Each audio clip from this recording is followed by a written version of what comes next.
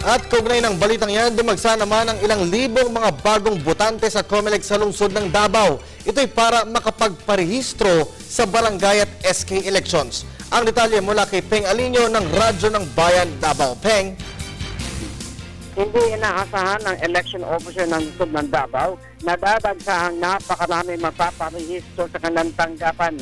Ayon ang Pulokyo, District 1 election officer na libo-libong mga mga botante na nakasakay pa sa mga truck at mga jeep na may mga mukha pa ng politikong nakadikit sa gilid ang sabay-sabay na dumating sa election office ng 3 distrito ng Davao noong Lunes sa pagsisimula ng registration of voters para sa barangay election. Base sa anunsyo mula sa Commission on Elections o COMELEC, ang pagpaparehistro para sa barangay at sangguniang kabataan election na nagsimula noong Lunes at matapos sa ika-31 ng Hulyo ng taong ito.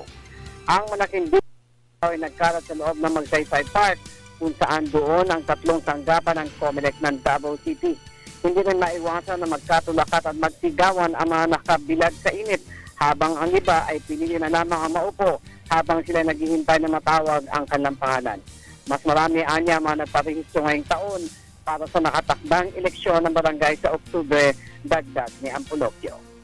Para sa Telebisyon ng Bayan, Peng Alinio ng Radyo ng Bayan, Davao, nag-uulat.